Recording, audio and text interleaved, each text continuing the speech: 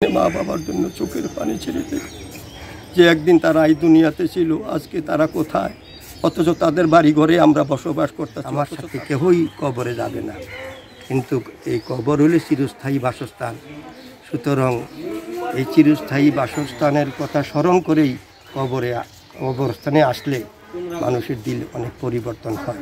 আপনি কয় বছর এখানে? আমি প্রায় 20-22 বছর। মানে কোন ভালোবাসা থেকে এখানে আসেন বা আসলে এখানে আমার কিছু আত্মীয় স্বজনও আছে, তাদের কবর জিয়ারতের উদ্দেশ্যে আসা, মূলত জিয়ারতের উদ্দেশ্যে আসা। আর জিয়ারত যখন করি তখন তো আর একার জন্য দোয়া হয় না, সবার জন্যই দোয়া করা হয়।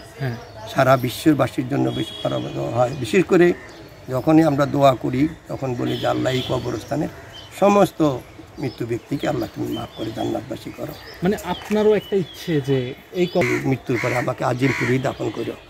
আজিমপুরে দাফন করার কথা আমি বলছি আমার পরিবারকে। যেমন বাইতুল মুকাররম জাতীয় মসজিদের খতিব, এরকম অনেক বড় বড় মসজিদ, আলেম ওলামা, মুফতি, ইমাম, অনেক পীর মাশায়েখও এখানে এই কবরস্থান শায়িত। আর আমাদের একটা বিশ্বাস যে এখানে লক্ষ লক্ষ মানুষের মধ্যে নিশ্চয়ই ভালো নেককার বান্দারাও আছেন।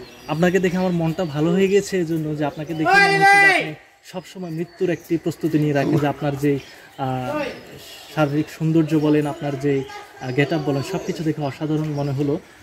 আপনার কে কে বেঁচে আছেন এখন পর্যন্ত? আমার আব্বা আম্মা নেই, আমরা 4 ভাই, 4 ভাই বেঁচে আছি ইনশাল্লাহ। আমি 4 ভাইয়ের মধ্যে দ্বিতীয়। আমরা যেটা বলছেন এটাই সবসময় আমি মৃত্যুর কথাটা চিন্তা করি, কখন জানি আমার ডাক পড়ে যায়, কখন যাবে আর ডাক পড়ে যায়, খবরে কী নিয়ে যাব, অনন্তকাল সেখানে থাকব। যদি ভালো কিছু কাজ করে খবরে না যাইতে পারি তাহলে তো আমার সেখানে শান্তির আশা করতে পারি না। এই জন্যই সবসময় এই চিন্তাই করি, আল্লাহর কাছে দোয়া কামনা করি আল্লাহ যাতে ইমানের সাথে আমার মৃত্যুটা দান করেন। আচ্ছা, এই যে নিয়ত প্রতি ওয়াক্তে যখন নামাজে হাত তুলি তখনই তাদের কথা মনে হয়। বিশেষ করে আমি যখন তাহাজ্জুদ নামাজ পড়ি তখন তো প্রতিদিনে মা বাবার জন্য চোখের পানি ছেড়ে দিই যে একদিন তারা এই দুনিয়াতে ছিল, আজকে তারা কোথায়? অথচ তাদের বাড়ি ঘরে আমরা বসবাস করতেছি, অথচ তাদের কোনো অস্তিত্ব দুনিয়াতে নাই।